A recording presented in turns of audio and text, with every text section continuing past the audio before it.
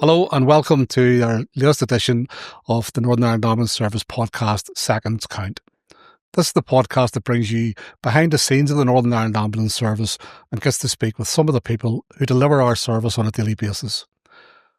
Traditionally, like many of the other emergency services, the ambulance service was very heavily male orientated, but we have noticed in the past decade or so that the numbers of females coming into the service and taking up managerial roles has really increased. And today I'm delighted to be joined here by Aisling McBride, who has been in the service for over 20 years. And she started not on the front line, but she started in the office.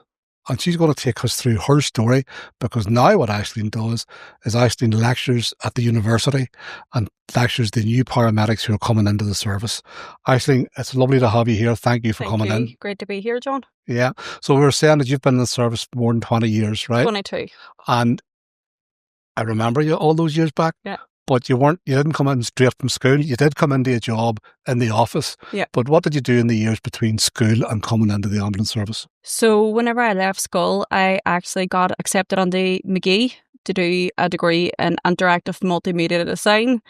Decided I don't want to do that. Went back to the tech at the time and done a secretary's diploma. And during that time I was working in retail and a few bar jobs, but no proper set job. All right. And how did you find your way into the ambulance service then? I needed a proper set job. I had my eldest, Rachel, at that time, and I wanted a full-time job. So I had applied for one of the EMDs at the time it was up here in the West Division as well. And I went for interview on a Thursday for grade 2. It was actually grade 1. On the Friday, I went for the grade 2, and then I was told that there was a job going in the office. Deirdre O'Hara had told me at the time about the job going in the office, so I applied for that, and I got the job. And you came in and you worked, and it's funny, but the person who you started working with in the office is still here. So, Caroline, yeah. Caroline, and you would look upon her as one of your mentors and one of your best friends, I would say. Definitely. Caroline has always been a person that has really throughout the years, no matter what I've wanted to do, she has always been really, really encouraging. And like, I have a completely different work ethic now than what I did back then, but she really did look out for me massively. So yeah. And who were you working to? Who was the Alan Cahill? There's a lot of legendary names that come up when I think about your career here, because there was Alan Cahill, there was Sammy Nicol, Frank Orr, there was Seamus McAllister, who I know holds a special place in your heart, and we will talk a little bit about Seamus later, you know. So you worked in the office, right? So how come did you end up in uniform? Well, it was actually through working in the office. I'd always had an interest in being a paramedic. I done St. John as a child, but never knew the route of how to actually get into the ambulance service. So then whenever I was in the office, I started to see how I would actually apply for it.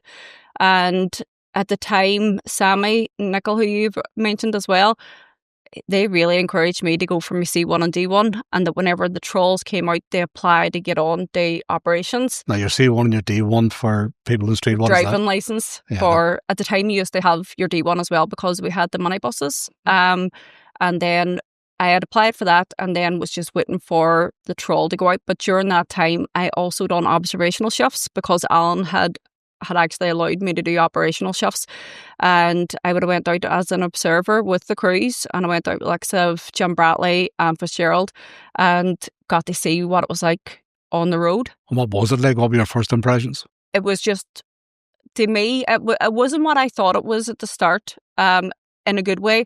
Like, I thought it was, at that time, I thought it would be just call after call after, and at that time it wasn't. Yes, you were busy. Now it's completely different, but I got to see so many different things. I realised that I like being outside and, you know, going to something that's always different. Like, sometimes you go to calls and they are, you know, they can follow the same pattern, but you never know what you're really going to. And I loved the atmosphere in the station, and, you know, everybody getting together, because at that time they used to actually cook meals in the station. And I loved that, and I knew then that that's definitely what I wanted to do. And how did it compare with your experience in St. John? Like, St. John, lots of training in St. John, but actually getting out among patients. Yeah, I had done at that time, because I was a cadet, I had done like a few first aid shifts for like a time of Halloween and stuff. But they are two completely different roles. It does lend itself on to giving you a wee bit of insight, but then seeing the likes of the paramedics and the EMTs and what they're doing and their, the interventions that they could do, I just felt, no, that's what I want to be able to do. So you did mention that you went into the restroom. Yeah. And all the guys were there. And as I said, in those days, it would have been very heavily male dominated. Yeah. You mentioned Anne Fitzgerald. Yeah. Any other females about the station? There would have been Maeve and Denise. And then there was... Two legends in themselves. Yes, definitely. And there was a stage, I remember Emma had moved from... She had moved from control over around that time and the station as well. And we had Ciara McBride, who works as one of the ACAs. She was there at that time as well. I just bumped into Emma, and to look at her now, you think she was just starting. She was so young and always has done, you know. But that must have been a little bit of support for you, having other females about the station. See, to be fair, I've never really felt any different as a female. I can't speak for anybody else's experience, but for me, I've never really felt, because I've just always got on with males and females. And whenever I done sports, whenever I was younger, I was a male-dominated sport. And all the fellas have always been really supportive. What was the sport that was male-dominated? MMA. Oh, you did not, did you? MMA and kickboxing. We need to watch what we say here. We don't want to be kicked about the place. I used to do it. So I was just it's never been a problem for me being surrounded by males. And I've never been treated any differently. Yeah. So then when you're out with the crews and you're getting that insight, how did you feel being with patients? You know, people who were in their hour of need and the ambulance service arriving. Yeah. You know, how did you feel about that? At the start, I felt it was amazing to watch, people just settle whenever they seen somebody coming, and whenever they were really, really sick, and then somebody would come on and they realised that help was here. And it was amazing to see that. And at that time, back in those days, we used to have, do you remember the cardiac ambulances? Mm-hmm. So I remember going out to somebody who was having an MI. We had to go get the cardiac team and bring them out as well. And I was getting to see all them dynamics of different teams working together as well. And I've always felt that our crews are really, really good at putting people at ease. Like they speak to them on a human basis and really do offer reassurance. And that is really so key, because it's, winning that person's confidence and getting their trust and their permission to start using their clinical skills to make them feel better and to alleviate their pain. That's really key. And those were on your observational shifts, were they?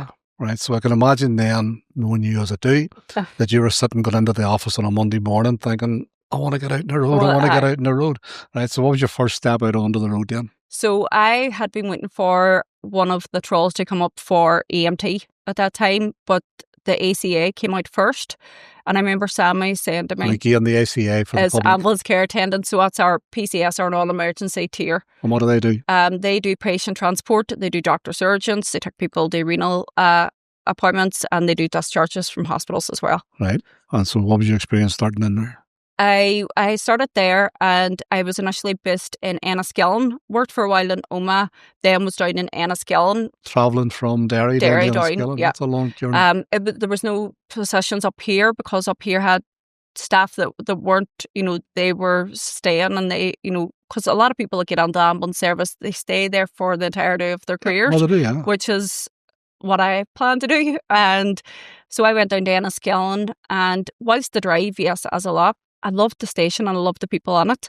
And same with Omagh, they were so lovely. And I got to see then, understand about communicating with hospitals and other like healthcare professionals, as well as, the people themselves that were treating.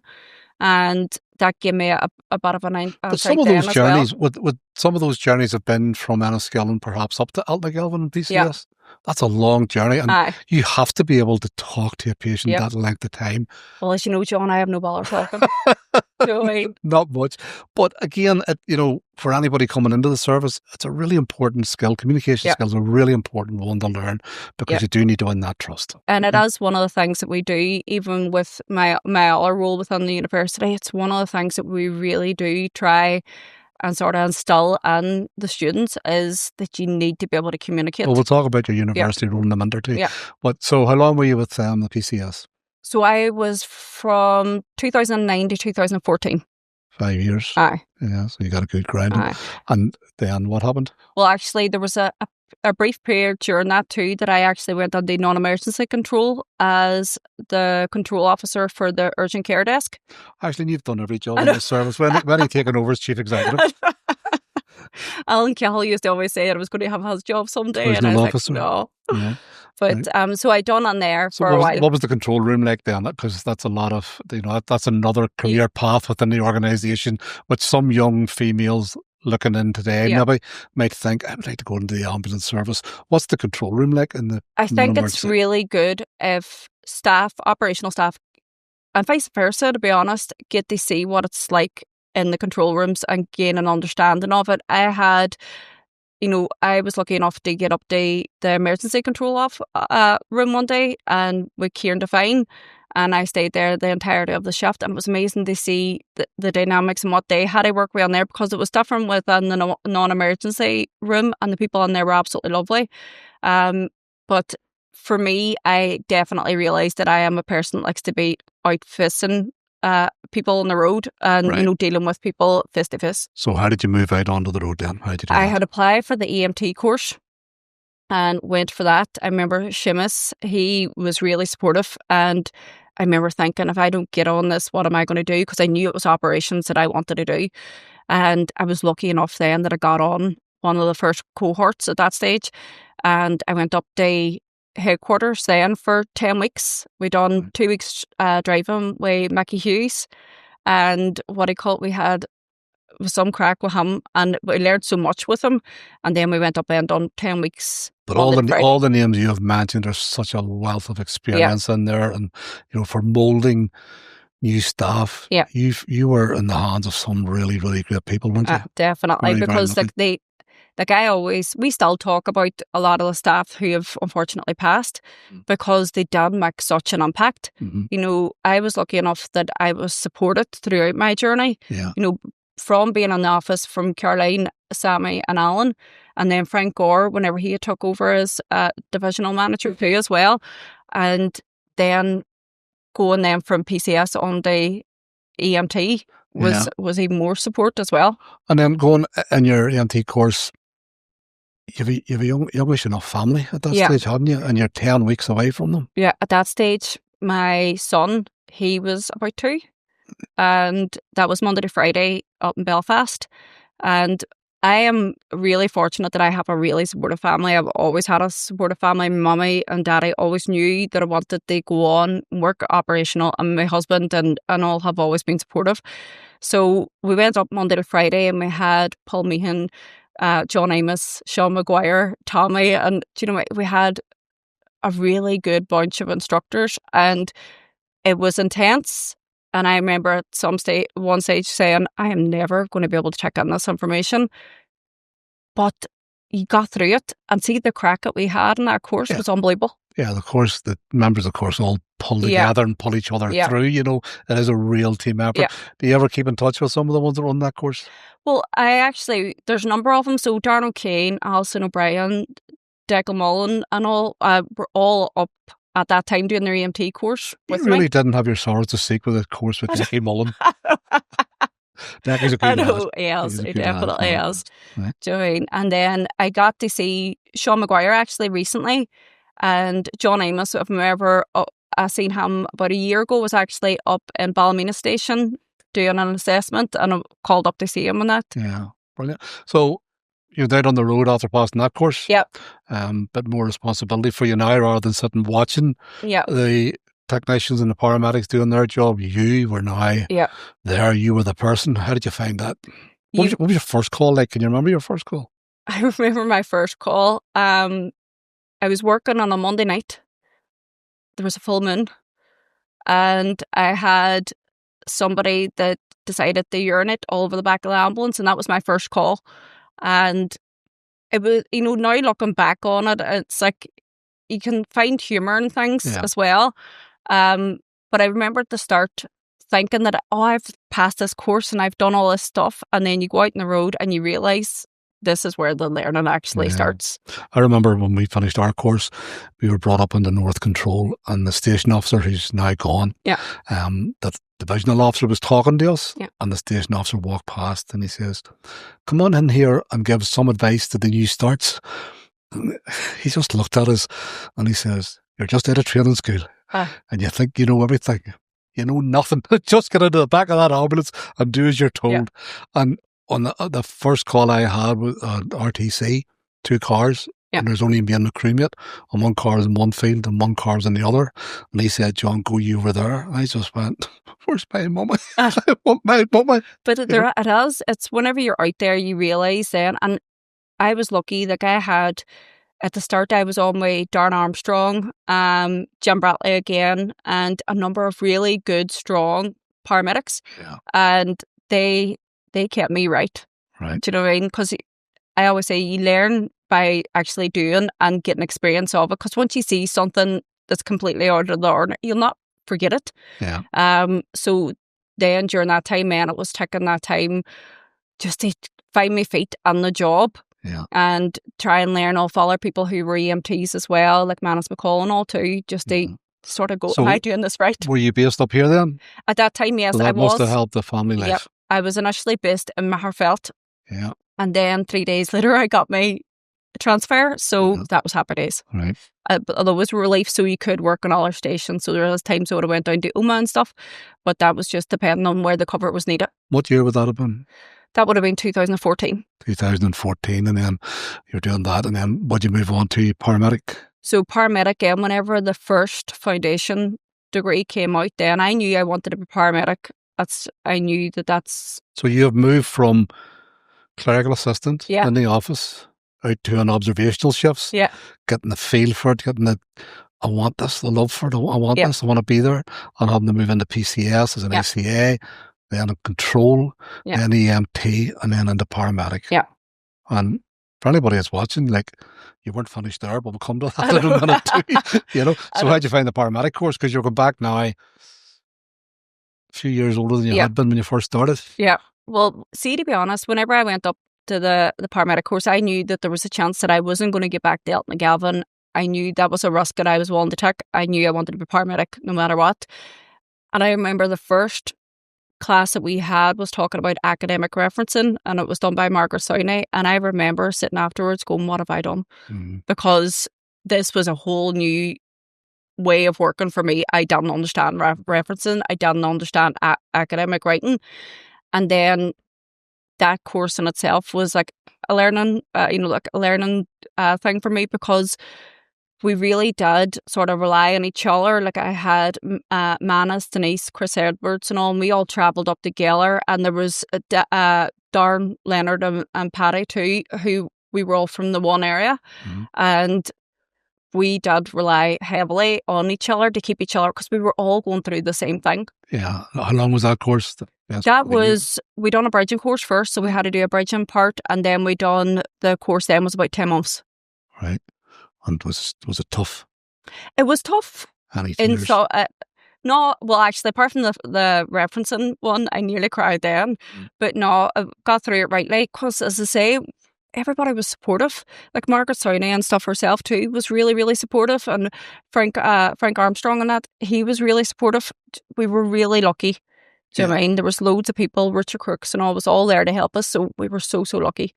But we do help each other. We always pull like a family together. We might fight and narc about each other, but God, we do pull together. So, and you did that foundation degree in what year? That would have been, that's over 5 years, 2019. 2019, which brings us very nicely into the flipping phase that everybody remembers, COVID. Right, so you were telling me earlier about your situation in relation to COVID and your family situation there. Do you want to relate a wee bit of that? Well, COVID hit, and we were we were just out because COVID really, it was around March that everything started to shut down because I was due to go to Cancun and was told that no, everything was closing. So at that time then, all the news that was coming out, we have been seeing what was going on in other countries and, you know, the things that was happening there. And I remember watching the news one time and it said not everybody was going to make it through. And there was people, and I was sitting going, right, what I'm going to do, because my two youngest both have seasonal asthma, and my youngest daughter, she would have had every year would have had bronchitis every single year. So you were frightened of bringing this home to them? Home to them. And then so what did you do to make sure you didn't bring it home to them? We were luckily afforded the opportunity to go on to our accommodation. And I went on it was actually Duncraig Student Village. At the time, it was ourselves, some of the doctors and the nurses and that work in the hospitals. And I went on there it would have been Gareth and Owen and that. We all moved out and the accommodation. There were some people staying in some of the hotels, like my friend Melanie and that. She went on because her daughter would have been unwell whenever she was younger too, because it was that fear. It was that fear of bringing something home. That must have been very hard, I think, for a mother. At the time it was, because like I remember writing a just in case letter. I still have the letter, and it was a letter to each of my children, then a letter to my mama and daddy, and then to my husband telling them how to access life insurance, and do you know what I mean, and stuff like that there, because at that time we genuinely did believe that not everybody was making it through. But what was it like actually writing that letter? Oh, John, I was sitting there in tears writing it. But I was just like, I've got to do it because there needs to be something. And I told him, anything happens, this is where you go. And what he called, it was difficult. I was glad I'd done it in case something did happen. But it just shows how real the fear was. Yeah. You know, and it was the fear of the unknown. Nobody knew what was coming down that line. We were all told, we knew we still had to go out. There was a lot of dedicated staff that were still out. That's really, really important. The staff were so dedicated that they were putting, literally, they were putting their own lives on the line to go out to deliver this service. Yeah. You know, have the kids ever seen the letter that you wrote? No. My youngest daughter, afterwards, we had a bit of a nightmare with her, and the fact of she developed severe separation anxiety afterwards. And her school is an absolutely fantastic school. They are one of the best schools I've ever encountered. And I used give them a name check. Holy Child's Primary School, because they do amazing work. They do Christmas jumper swaps and all for people that might not have the money, and everybody's involved in it. So it's not singling out children and everything. But I used to be taking her and the school. She was nursery. After the first lockdown, she was okay and they all went back. But then after that, I used to be taking her around the school and she used to be physically vomiting as I was bringing her around the school. And I was like, what's going on? And I remember going down, I accessed the Chantal Community Centre. They have like a support thing down there. And I was like, I didn't know what was going on. And then I realised it was exposure to the news and exposure to mummies going out and to do it. And you don't realise how much young children actually take in.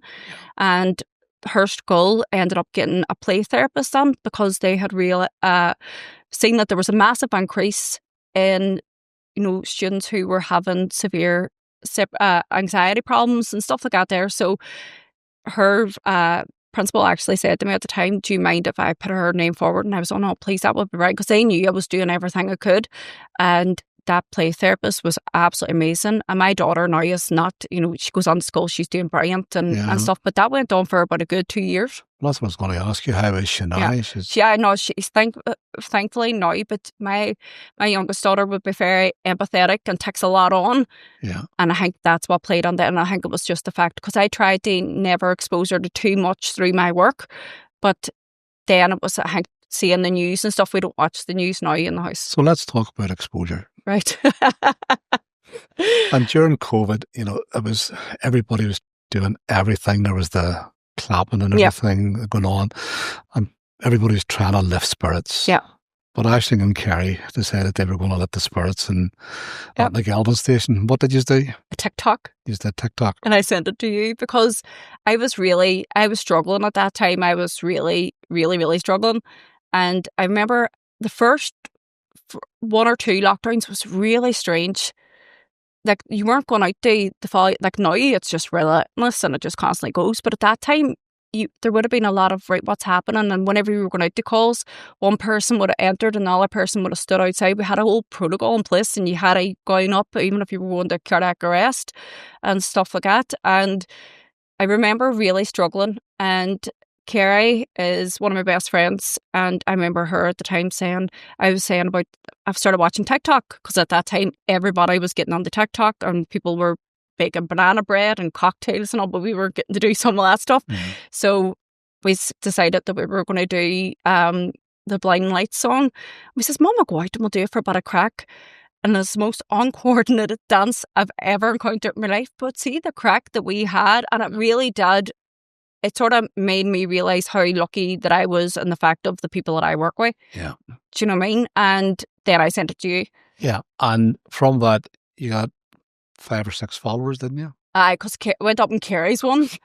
Carrie put it on her account and she got a couple of thousand, and then I was raging because whenever I put it up in my account, then it wasn't original content, but that's what sparked me interest then in actually doing TikToks. And how you doing on TikTok now? You've still got the 5 or 6 followers? I'm lucky enough. I have like just over 31,000. 31,000 people listening to you. I don't know why. Where do you get all the content from?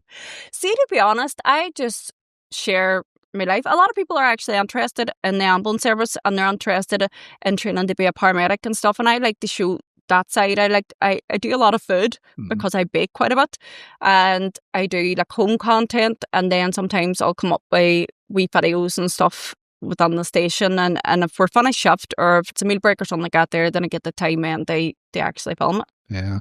We did notice that you baked some stuff and brought it in today, I assume for us, but then the aforementioned Decky Mullen has reached in and took it away with them. God knows. So Jason has already got his spoken, and so does Gareth. Right. So, and then in terms, the TikTok, it's from what you do, you don't speak on behalf of the ambulance service, but people get an insight into what we do and all with it, and that will encourage young females, because we're still, the number of females coming into the service is increasing, but we still want to get more people interested in a career, because at the end of the day, isn't it the best career in the world?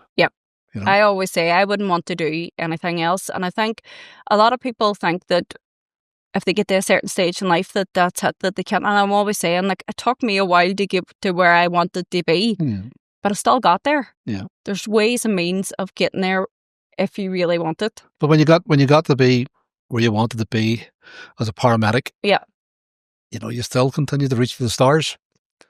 What are you doing now? So I'm a lecturer in Paramedic Science at Ulster University. And what does that mean that you're actually doing? So I do a dual role. So for 3 days a week, I work Monday, Tuesday, and Wednesday with Ulster University, and then I work 30 hours with NIAS. And in my role with UU, I get to be a lecturer for our Paramedic Science students through years 1 to 3. So you, the young girl who started off as a clerical assistant to Alan Cahill, is now training our future paramedics. I'm still surprised that they hired me, to be honest. That's okay, but you'll be surprised. But you must love it too. I went for it not thinking I would actually get it. I went for thinking, do you know what? I've done work, because I was actually, whenever they were bringing the course to Derry, whenever it was Dr. Debbie Good and Professor Owen Barr were bringing the course to Derry, I had actually been nominated to come on board as one of the students. It was actually Seamus McAllister who had nominated me, and I helped with that sort of side of things and giving a student perspective. So I had really enjoyed working with Ulster, and then the trial came out and I thought, I'll not get it. I'll go for interview experience. And then I got offered the job. Yeah, and you did, and you spoke to me before, Aisling, and I don't think you're ashamed to admit it, but you do have this feeling that there's somebody looking over you, and you've just mentioned his name. Who would that be? Seamus McAllister. And who was Seamus? Seamus was actually a divisional training manager whenever it was actually just after I started here, and then he was ahead of training for a good while. Yeah. And he took a real interest in you and helped you along. Yeah. I think Seamus knew how much I wanted to be operations. He knew that, and I remember he used to do random spot quizzes with me and stuff, and I remember this was actually his office, and he came over and it was always lined with books. So I really got a feeling, if you study hard enough for something, you will get it. And whenever I went for EMT course, like, it was massively encouraging. And then obviously going for nominated me for Student of the Year, the time that NIAS had done their awards, and that meant a lot. And like, Seamus was at my wedding and everything. Do you know what I mean? As were a lot. I had over 80 people from NIAS at my wedding. Yeah. My invite must have got lost I in the actually post. did invite you. You didn't come. But here, and unfortunately, Seamus isn't with us anymore. No, unfortunately not. Seamus has passed now a few years, and what he called, he was somebody that really did. If you were willing to work hard and that, and it was good crack. There was times I remember one time doing a PP course for him, and I was actually doing BLS. And I remember I was that nervous, and he was like, "What are you doing?" And I was like, "I don't know, I'm just so nervous." And, like, he would have been able to have a laugh with you too. So I was really lucky. I was lucky in the fact of I've, have had a lot of support from a lot of good people. Well, Seamus he's one of those people in this service where you don't hear anybody's got a bad word about him. No. And he has a sad loss. Right. And again, at his funeral, there was a massive turnout from the ambulance service. Yeah. And many people, you people complain about having to go to Belfast all the time, but there's many people came from Belfast for that funeral, I see, because like Ethel McClintock too was one of that, and she was like, her and Seamus together always would have been so encouraging. And then David McCartney, who is actually with Ulster too now at the minute, like, we still talk about Seamus all the time. Yeah. Do you know what I mean? And that's good that his memory lives on. Because we actually have an award for our students in Ulster in Seamus's memory. Do we? Yeah, that's a very nice touch. Yeah. So everything has been great. Like, if I was a young girl, I'd want to join the ambulance service straight away, But there are some dark times, isn't there? Oh, there is. And particularly in relation to interactions with patients who are less than accommodating or less than willing to be. Yeah. You've had experience of that. Yeah. And I know I've spoke previously before, about being assaulted. And unfortunately, it's one of the things that does happen. I don't think it's something that we should think as normal in any job, no matter what job it is. I don't believe anybody should have to go to their work and be assaulted. And especially whenever you're trying to help people. And from the last time that we actually met and talked about, abuse and stuff, I was actually assaulted again. And that was tough because I actually injured my back during it. And then that resulted then in me having to go off. And then I came back because I don't like going off. And then I realised I came back too soon, and then had to go off again because my back had been, because I'd been grabbed. I was actually trying to protect somebody because they were trying to hit their head off a ground. And next thing, and I was like, don't be doing that, and try to talk to them, and they just shot up and grabbed me and started shaking me. It took 4 people and me trying to do a breakaway technique to get that person off me. And you very recently got word about a sentencing? I can't even say it. Suspended sentence. For how long? A year. How do you feel about that? I'm not entirely happy about it, because I wasn't the only person that person assaulted. That person also assaulted police officers and had previously assaulted a police officer and resulted in that police officer being off work for an extended period of time as well. Yeah. And from the last time we spoke,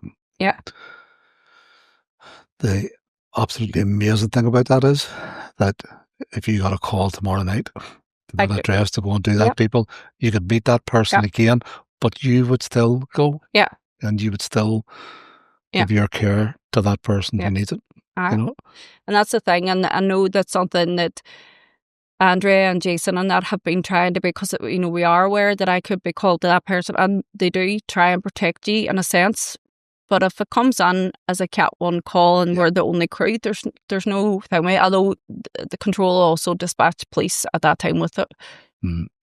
Okay, Aisling, look, thanks so much for coming in. But just to sum up for me, sell the ambulance service to a young female. A young female? I just think it's the best career that you could get into. I think you will be through some challenging times, some tough times, but you will be surrounded by amazing people. You will meet friends for life who I actually class as family. and the sky's the limit. There's different roles to go under. You can always progress if you want to, and just to go for it. Yeah, and I would have thought, you've maybe reached the limit of your sky, but knowing Aisling McBride, who I always call Aisling McLaren, but however, you'll push on and you'll Critical push on. care paramedics where I Is want to that go where you're going next? Well, if it comes up to West Division, that's what I want to do. you've always got to have the motivation to go further Yep. and further and better yourself. And you have Yep. that, Aisling, and you're a tremendous person. And it's Thank a you. pleasure to have known you the 20 odd years I know. that I have known you. And it's Yep. gone by like a blink of an eye, but I want to make sure we get some of your homemade stuff before Jason stops it all. So thanks very much for coming up. Thank And you. that is the end of this program, this episode of Seconds Out. I'm sure you've really enjoyed listening to Aisling. She has a tremendous story to tell. Never ever settle just for a mundane job. Always push yourself, and the rewards will come, because she's living proof of that. Thanks very much, and until the next time, goodbye.